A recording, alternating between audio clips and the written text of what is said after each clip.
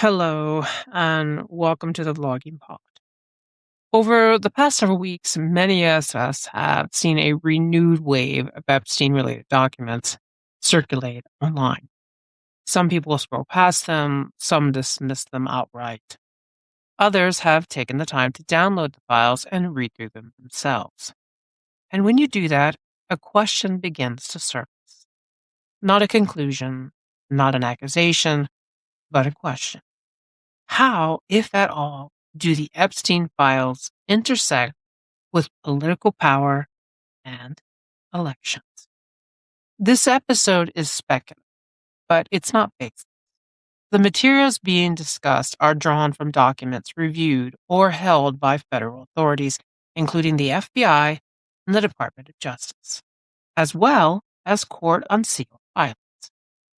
And history has shown us that when it comes to Epstein, many things that were initially dismissed later turn out to have merit once documents were made public. For years, we were told there was no list.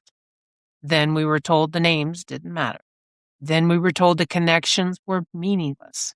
And each time, the public record eventually told a more complicated story. So today, instead of asserting that something happened, we're doing something more responsible. We're looking at what exists, what's documented, and where legitimate questions arise. The Epstein files reveal more than criminal acts.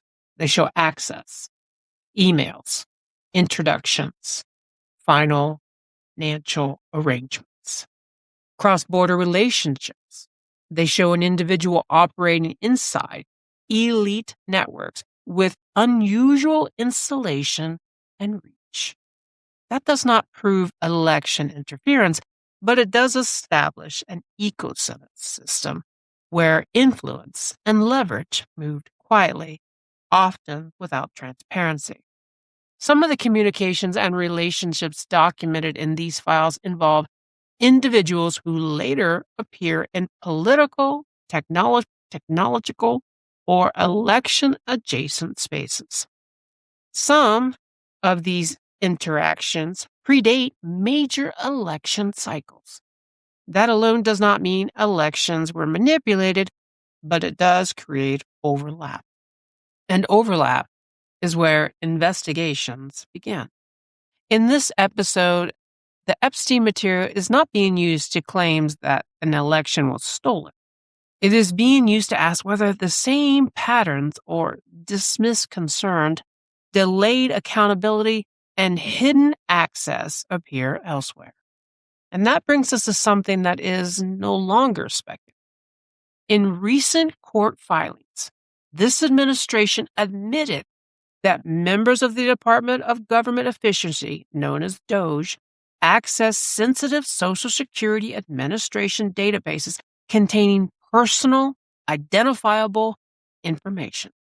The filings acknowledge that data was copied and retained, that at least one DOGE staff member signed a data agreement with a political advocacy group who stated global included overturning election results and that earlier representations to the court about data access were inaccurate. The court record also reflects that a temporary restraining order requiring DOGE access to be revoked was violated, even after the court told the order had been followed.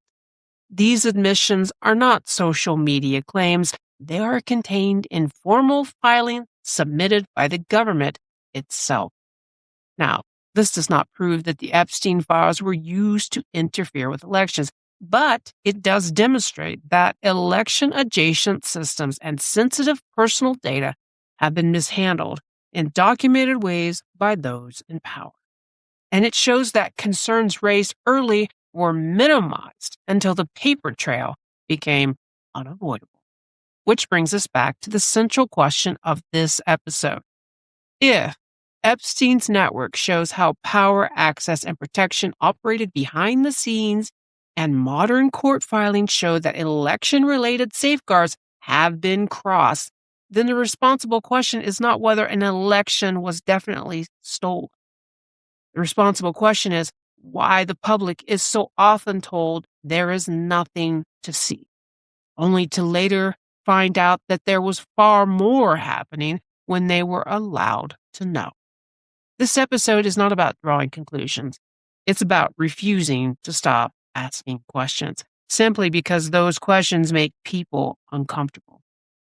Today's podcast sources come from DOJ Epstein Library Master Page, DOJ press release announcing the 3.5 million page publication, example email document and DOJ respiratory, example email document in the DOJ, example email document in the EOJ, House Oversight Committee release of Epstein-related records provided by DOJ, House Oversight Committee release of additional Epstein estate documents, notice of a corrections to the record DOJ/SSA case filing PDF, Supreme Court stays decision PDF, case background tracking page, SCOTUS blog, additional reporting tying the voter data agreement questions to known election denial advocacy activity, democracydocket.com. Reporting summarizing the correction filings that was, it says, secondary but readable, netgov.com. Thank you for listening. Until next time, bye-bye for now.